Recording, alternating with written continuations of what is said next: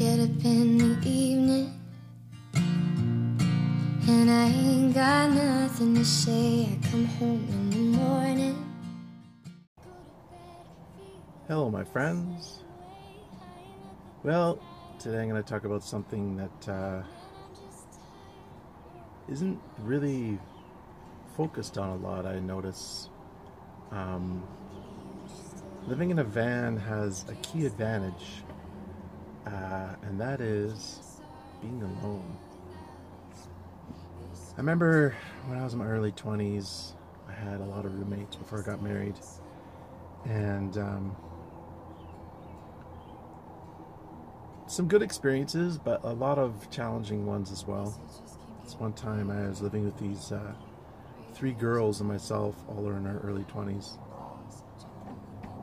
And, you know, in the beginning, amazing. They're amazing. They would, you know, I'd leave my laundry in the dryer or whatever, and I'd come back and someone had folded it and put it on top of the dryer. I was like, wow, I didn't ask you to do that. Thank you so much. That's awesome. But then as time went on, it was not great. As time went on, things deteriorated, and just silly things. You know, I was going to college at the time, and I didn't have, I had a bowl of cereal, but I left it in the sink because the dishwasher was full of clean dishes, and I didn't have time to empty it.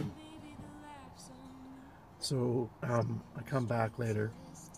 One of the girls left me a note saying, "Yeah, put your dish in the dishwasher, blah blah blah." I was like, come on, man, it's a bowl. Is it like, oh, it was anyway. And then I lived with a bunch of guys for a while, and it was better in some ways. In other ways, it was worse. There was one guy who was really moody, and him and his girlfriend would stay in their bedroom for what seemed like days. I'm sure it wasn't, but it seemed like that at the time. And man, I don't know, the guy was super moody. Wouldn't smile, wouldn't make eye contact. That was a very interesting dynamic there. But some of the other guys were really good. That was another situation. I was living with three other guys. Anyway, suffice it to say that one of my choices when deciding to move in a van 3 years ago was deciding if it was like van, get roommates again, or work more, and I decided for the van, obviously. But the roommates thing, I've been there, done that, and it was an experience. I don't really want to do it again. A long time ago, when there was this, you know, the webcams became kind of like, it was kind of new.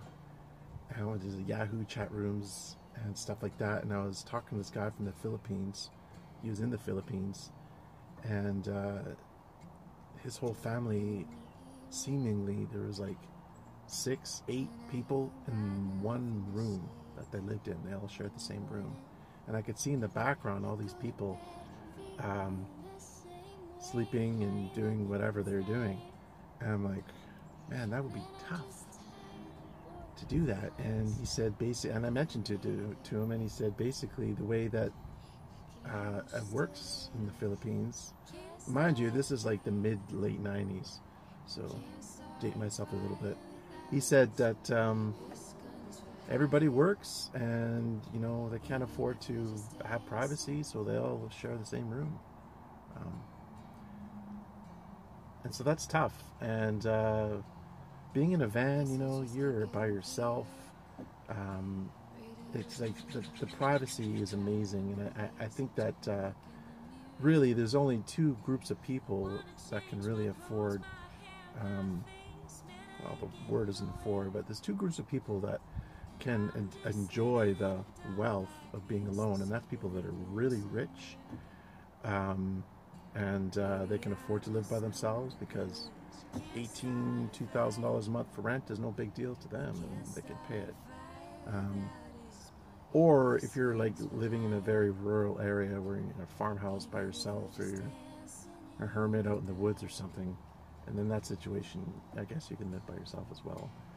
But I would think for a lot of other people, it's like a financial necessity to live with other people. And, like I said, sometimes it could be a good thing. People need people, and as they say, no person is an island. And human interaction is key to our social well-being and our mental well-being, I believe. And so that part of it is good, but there's inevitably going to be conflict, going to be stress, and living with other people is a pain in the neck, or at least it can be.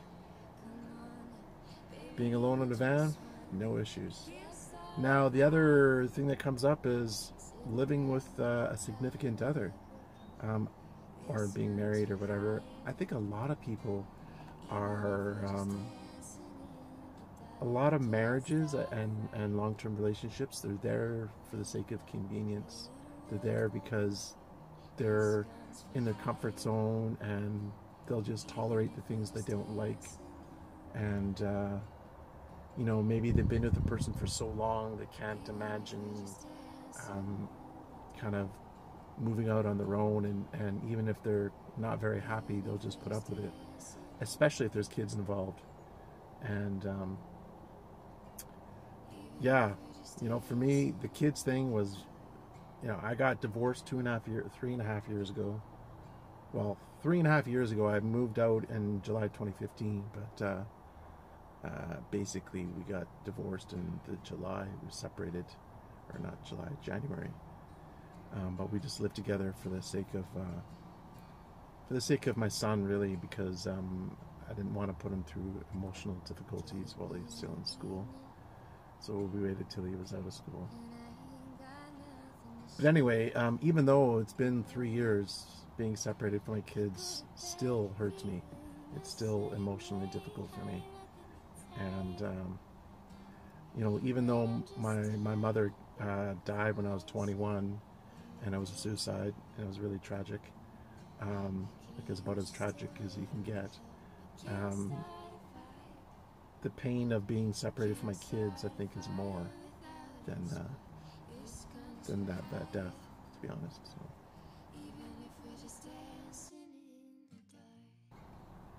So speaking of being alone, I've been going to some Buddhist meditations for a few weeks now, and you do a 40-minute meditation, take a 20-minute break, and you do another 40-minute meditation.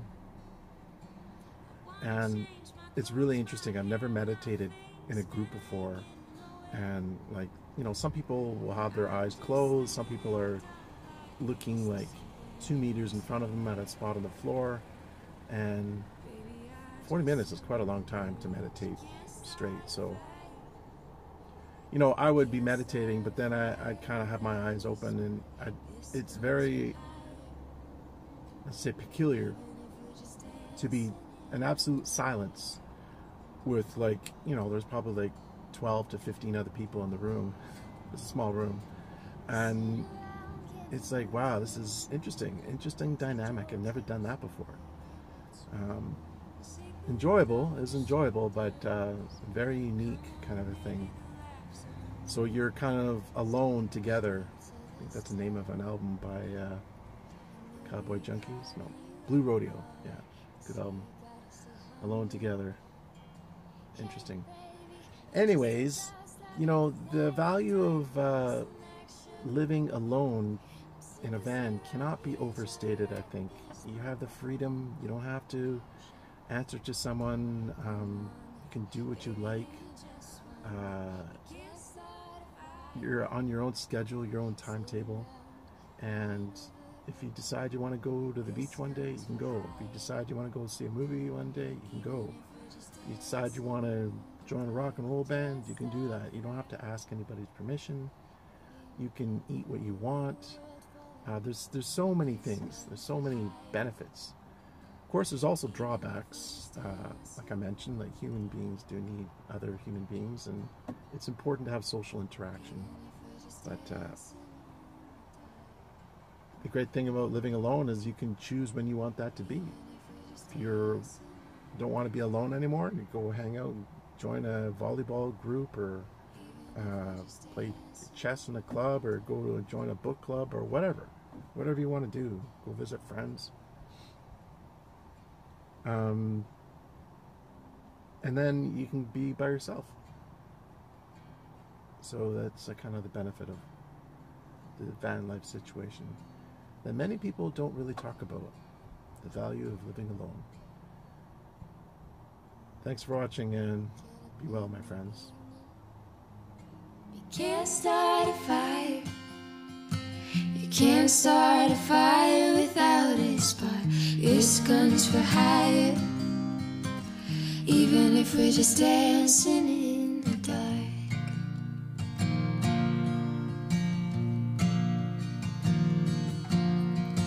Messages keep getting clearer. Radio's on and I'm moving round the place. I check my look in the mirror. I wanna change my clothes, my hair,